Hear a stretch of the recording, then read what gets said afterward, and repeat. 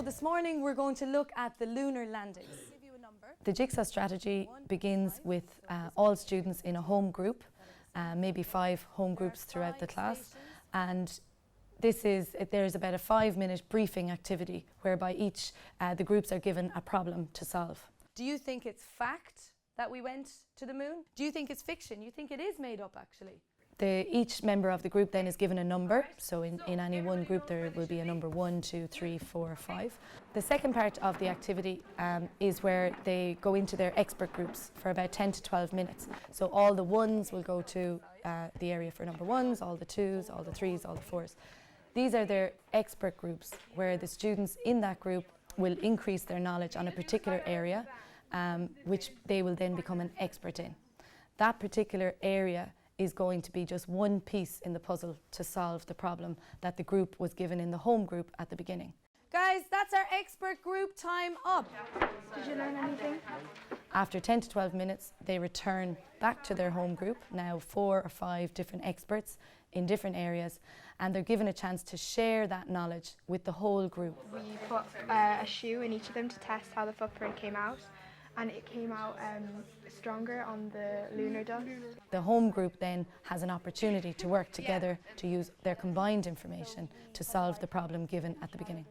We all shared our ideas together, and when we went into our expert groups we found out different things about space that we didn't know before, and then when we went back to our home groups we were able to explain what we learned.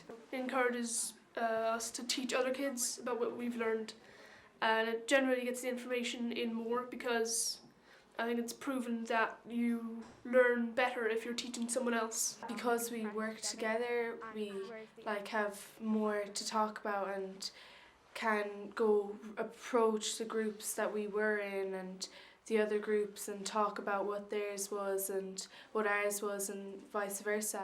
It takes a level of preparation. So before the students are to split up into their expert groups, you need to make sure that there is content available at their expert group stations that they will be able to translate into something they can teach each other. Another challenge that I would see with using Jigsaw in the classroom is that it can be quite challenging as a teacher to step back and let the students do a lot of the work. It still takes a little bit of scaffolding the first times that you're using Jigsaw. So when the groups break up into their expert groups, each group probably needs the teacher to circulate around to them and ensure that they're on task. The use of this strategy in the classroom develops the students' skills in the area of working with others. They have to combine all the information that they learn together and come up with a group consensus for what they think is the answer to the problem. So it's kind of gets them from the start of the task right down to the nitty-gritty of solving it using all of those skills on the way. So you're investigating what? There's multiple ways of checking in on the learning during a Jigsaw activity, from circulating while the groups are working to asking questions as they're working.